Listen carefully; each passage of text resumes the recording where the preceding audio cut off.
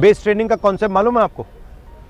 इमारत बनाते हो, बिल्डिंग डालते हो, तो सबसे पहला काम क्या होता है? पहले नीचे का स्ट्रक्चर नीचे का बनता है। जी सर। तो रनिंग में बेस ट्रेनिंग का कॉन्सेप्ट होता है। अगर आप चाहते हो मैं आपको किताब दे दूंगा एक, जो पूरा आपको समझा देगा कैसे करना है, पल्स रेट को कैसे यूज करना है, बेस ट्रेनिंग कैसे करनी है, ये पूरा समझा देगा। आपका टाइम चाहिए?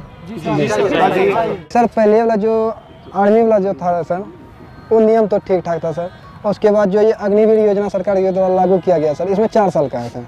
4 साल का, 1 साल का तो ट्रेनिंग में खत्म हो जाएगा सर। 3 साल हम लोग ड्यूटी करेंगे सर, क्योंकि हम लोग पूरा गरीब फैमिली से हैं सर। माँ बाप 200 टका 250 टका मजदूरी करते हैं सर, उसके बाद हम लोग को पढ़ाते हैं। और दूसरा जॉब में भी नहीं जाना चाहते हैं, क्योंकि आधा सीट जो है वो बिक जाते हैं सर। और 20 से 25% सीट में हम लोग लड़ते हैं सर। तो हम लोग गरीब फैमिली से हैं सर, उतना वैसा तैयारी। ये आपके लिए रास्ता है, ये रास्ता बंद हो गया। तो उसके बाद हम लोग सर ये सब रास्ता जो है बंद जो हो गया, ये हम लोग को बिल्कुल पसंद नहीं है, क्योंकि हम लोग एक ही सपना देखे थे कि सैनाम जाएंगे। आप जानते हो कि अग्निवीर के बाद आप में से मतलब 4 में से 1 ही बचेगा, आप जानते हो, तब भी आप ये कर रहे हो। ऑप्शन नहीं है सर। आपको क्या लगता है ये क्यों किया गया है? अच्छा, अगर हमारा युद्ध होगा तो किसके साथ होगा? चीन या पाकिस्तान? पाकिस्तान तो बिल्कुल नहीं। अब अगर हिंदुस्तान की लड़ाई होगी तो चीन या पाकिस्तान के साथ नहीं होगी, चीन और पाकिस्तान के साथ होगी, मतलब दोनों मिलकर लड़ेंगे। ठीक है। अब चीन का जो आर्मी है उसका पैसा कहां से आता है? वहाँ का शिक्षा व्यवस्था बढ़िया है।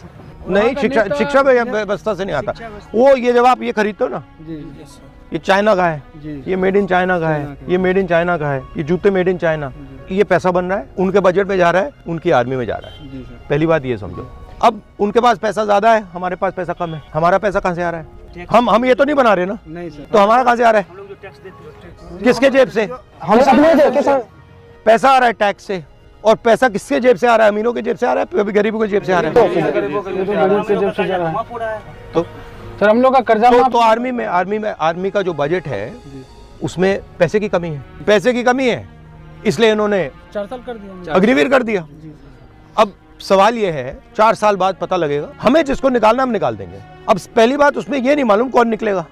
जी बिल्कुल पता। ये भी हो सकता है आदिवासियों को निकाल दें, दलितों को निकाल दें, पिछड़ों को निकाल दें, ये भी हो सकता है। मैं नहीं कह रहा हूं कि होगा, मगर हो सकता है। ठीक है।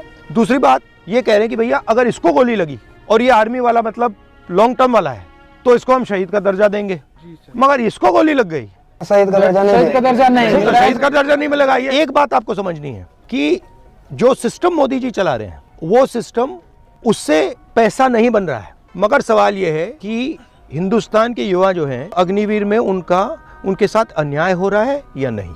मुझे लगता है कि हिंदुस्तान के गरीब युवाओं के खिलाफ अग्निवीर में अन्याय हो रहा है। जो भी हम करेंगे आपके साथ अन्याय हो रहा है उसको हम नहीं होने देंगे। तब मेरा एक सवाल है, बोलो। कि ये अग्निवीर में जो है पहले पेंशन मिलता था, क्या कहते हैं, सेना में भर्ती होते थे तो हम लोग यदि शहीद हो जाते थे तो उसको पेंशन का जो व्यवस्था था ये पेंशन मिलता था, लेकिन अभी बंद कर दिया गया। लेकिन ये सर अच्छा एक बात बताओ, सुबह मैं बताता हूँ। ऑर्डिनेंस फैक्ट्री सरकारी थी, ऑर्डिनेंस फैक्ट्री में आप जैसे लोग जाते थे, दलित, आदिवासी, ओबीसी, उसमें रिजर्वेशन है, उसमें आपकी नौकरी लग जाती थी। ठीक है। सेना में आपकी नौकरी लग जाती थी। अब क्या हुआ? ऑर्डिनेंस फैक्ट्री को परे कर दिया। अदानी जी बना रहे हैं, अब राइफल अदानी जी बना रहे हैं, गोली भी अदानी जी बना रहे हैं। अदानी जी की कंपनी में आपको रोजगार तो नहीं मिलेगा, कैसे मिलेगा? तो मतलब यहाँ वहां से भी रोजगार काट रहे हैं प्राइवेटाइज करके, यहाँ से भी रोजगार काट रहे हैं। और अगर आप देखें हिंदुस्तान के डिफेंस के बजट में अरबपतियों को दबाकर पैसा बनाया जा रहा है। जो आपको आपके जेब में जो पैसा जाना था, जो आपकी ट्रेनिंग में जाना था, ठीक है, आपके पेंशन में जाना था, आपकी रक्षा में बुलेट प्रूफ जैकेट में जाना था, हेलमेट में जाना था, वो अदानी जी की जेब में जा रहा है।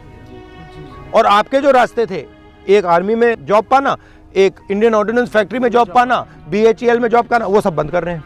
सर अभी वर्तमान में हम जैसे लाखों हजारों युवा सर 1000 रुपया दे के सर अग्निवीर में सर सिलेक्शन लेते हैं, जिसमें किसी कारण बस ज्वाइन नहीं हो पाता है सर। तो आप सर अपोजिट के लीडर हैं सर, कभी आप भी सत्ता में आइएगा तो क्या सर इस नीति को सुधारिएगा? हम सरकार में आएंगे, इसको सबसे पहले इसको देखेंगे अग्निवीर हुआ क्यों है, क्योंकि आज तक ये सरकार ने समझाया नहीं हमें। और अगर इसको रोल बैक करा जा सकता है तो हम इसको रोल बैक करने की कोशिश करेंगे। अगर सेना हमें कहे कि देखो भैया हम रोल बैक नहीं कर सकते, तो फिर हमारे लिए मुश्किल हो जाएगा। मगर अगर सेना कहेगी कि हम रोल बैक नहीं कर सकते तो फिर हम सेना से कहेंगे देखिए आपका पहला काम हिंदुस्तान के जवान की देखभाल करने का है। गारंटी हो कि भैया ये जो सेना 4 साल करके आए हैं इनको कुछ ना कुछ मिले, ये हम कर सकते हैं। आखिरी बात मैं आपसे कहना चाहता हूँ, मेरे पास कुछ महीने पहले आप जैसे लड़के आए तो उनके साथ क्या हुआ, वो 1,50,000 लोग हैं, युवा हैं, आप जैसी ट्रेनिंग की उन्होंने और उनकी भर्ती हो गई।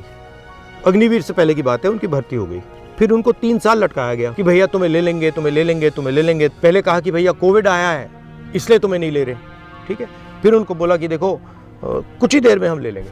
3 साल लटकाने के बाद उनको कहा भैया तुम्हें हम नहीं ले रहे। सर ये घटना हम लोग के साथ सर जी, हम लोग जो है सर हम लोग दौड़ तो सब कुछ करके केटलार में काम करके सर, हम लोग केटलार में काम करने के उसमें टका हुआ सर, वो फॉर्म फिल किए सर, फॉर्म अप्लाई किए, फॉर्म अप्लाई कर। मगर आपको आर्मी ने लिया नहीं लिया? मगर इनको तो ले लिया, इनको इन्होंने ले लिया और फिर कहा कि भैया नहीं लेंगे तो उनके साथ मेंटल टॉर्चर हुआ इनका, तो उनकी भी थोड़ी बात करो। हाँ